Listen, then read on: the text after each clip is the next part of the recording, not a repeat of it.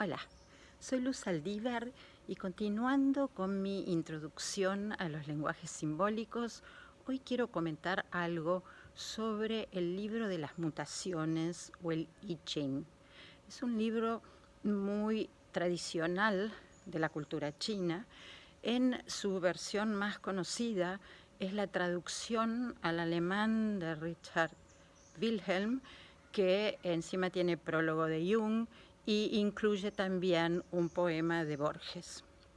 En la versión española, que está traducida, vamos a honrar a los traductores también, que está traducida por Fogelman. Este libro es también un lenguaje simbólico que está basado en un concepto relativamente simple, que es esta visión del universo integrada por dos fuerzas complementarias, llamadas en Oriente Yang y Jing.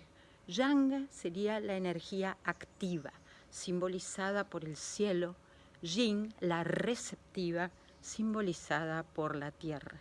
Y todo lo que existe sería la combinación entre estos dos principios universales, el principio activo y el principio receptivo. El I Ching es un libro que está constituido por 64 hexagramas. Hexagramas quiere decir combinación de 6 en el simbolismo que usan líneas, representando la línea entera, el principio activo yang, y la línea partida, el principio receptivo yin. Entonces, primero tenemos las combinaciones posibles de estos dos principios en lo que serían 8 trigramas, quiere decir la combinación sería de la línea entera y la línea partida, de todas las maneras posibles me darían 8 trigramas. Luego combinan estos 8 trigramas entre sí y nos dan los 64 hexagramas. Cada uno de los hexagramas representa como una especie de perla de sabiduría. La forma oracular, y por oracular quiero decir aquello que nos da información desde la teoría del campo, que está presente todo el tiempo en otra dimensión, pero que en este momento se aplica a un interés individual determinado, sería una orientación. Yo veo el I Ching como un maestro sabio que me ha orientado a lo largo del tiempo, durante un montón de años, en momentos en que realmente no comprendía una situación, necesitaba expandir la mirada con respecto a alguna decisión, por ejemplo, y en ese momento este maestro bien consultado, porque no puedo consultarlo de cualquier manera, ay, ¿qué le parece esto? No, sino con estos rituales de los cuales ya he hablado, que tiene que ver con un estado de conciencia determinado, que me permite conectar con ese otro plano de conciencia en donde está toda la información. Entonces, este instrumento, podríamos decir, que antiguamente se consultaba con unos tallos de milenrama, que era una cosa demasiado complicada para nosotros, creo yo, con lo cual, en general, la forma de consulta tiene que ver con tres monedas. Las que yo tengo personalmente son chinas, de esos que tienen como un agujerito en el medio. Con un lado de la moneda representa el principio activo yang y del otro lado de la moneda representa el principio receptivo yin.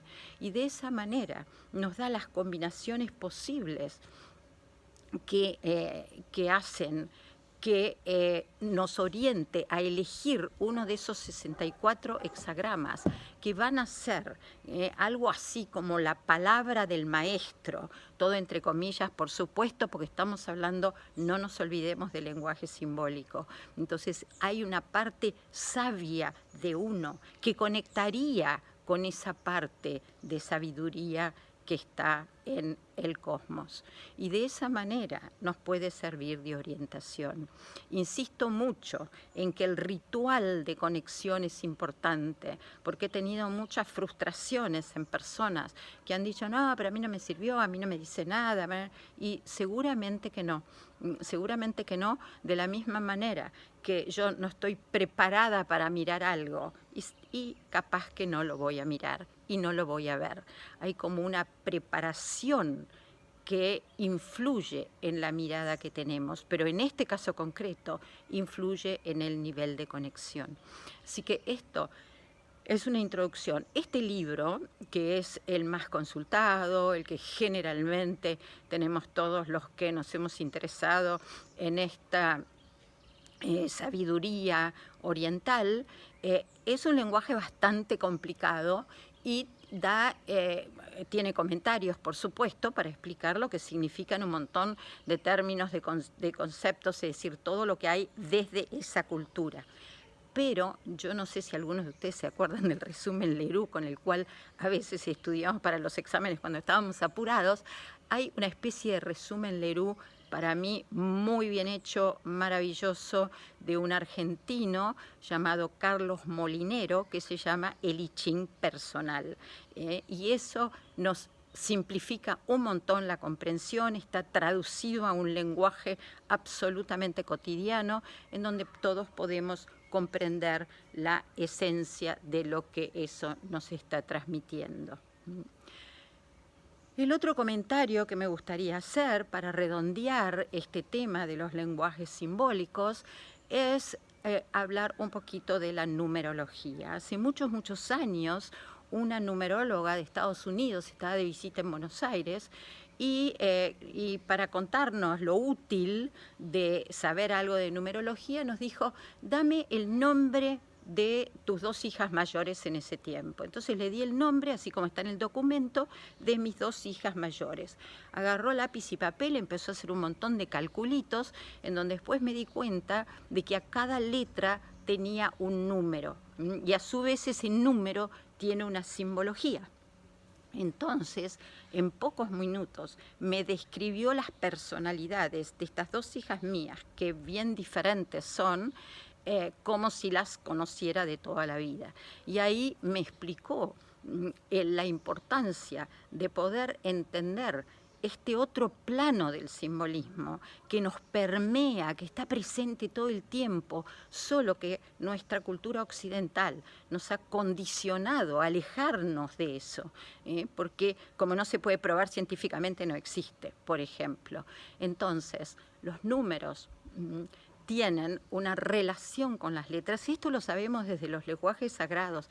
Por ejemplo, el hebreo, cada letra no solamente está compuesta por todas las otras letras que componen el nombre de la letra, por ejemplo, Aleph va a ser Aleph, va a ser Lamed, va a ser Hey, va a ser Fei.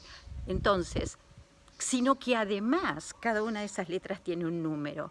Y me dicen, por ejemplo, que los números, la sumatoria de los números que constituyen las letras de la palabra hebrea Dios, que será Yahvé, es el equivalente, la sumatoria, el número que da de la palabra que dice amor. Y así hay como una interrelación de significados entre números y letras en todos estos que eran lenguajes sagrados.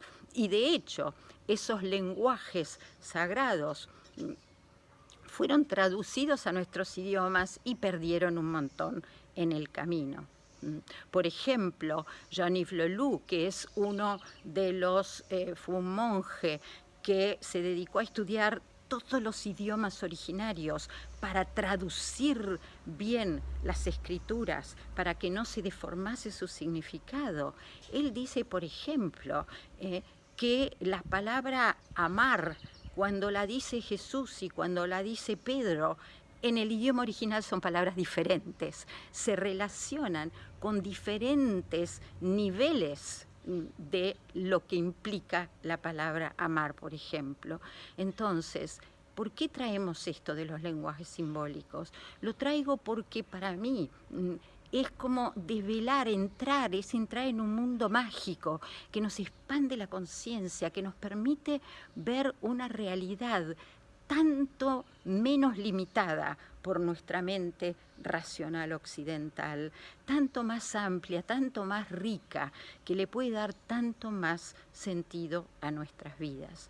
Así que yo espero que con esta mirada que he compartido de mi relación personal, claro, con la astrología, con el tarot, con el I Ching, con la numerología, que todo esto inspirar el origen de las palabras. Uno de mis dolores grandes es no haber aprendido griego y latín en mi infancia. ¿Por qué? Porque me fascina la etimología de las palabras. Inspirar, entra el espíritu, inspíritu. Entonces espero con esto haber podido inspirar, abrir esas múltiples conexiones posibles con el plano del espíritu, que realmente nos conecten, que realmente nos religuen, como para algunos hacen las religiones, que también el origen viene de religar este plano de la materia en que estamos encarnados, en donde nacemos y también vamos a morir, con ese plano del espíritu atemporal, que permea en realidad esta realidad sin que lo percibamos. Así que espero con esto haber podido compartir, inspirar, despertar interés en personas que puedan ver que hay una riqueza oculta que no es tan difícil de desvelar en estos tiempos, en donde, como dije en otra oportunidad, lo esotérico se ha vuelto exotérico, quiere decir a disponibilidad de todos aquellos que quieran incursionar. Solo me va a quedar compartir con ustedes algo que es mucho más una experiencia personal, que es mi relación con el chamanismo, que lo haré próximamente, pero con esto sí creo haber dado un abanico de posibilidades, y las distintas personas hacemos afinidad más o menos con distintas de estas posibilidades. Las podemos instrumentar y las podemos incluir en nuestra vida de cada día, como no solamente el interés del conocimiento, que ya es bastante, sino también como orientación, como guía, como comprensión, y básicamente como esta tarea nuestra de cada día, que es expandir la conciencia.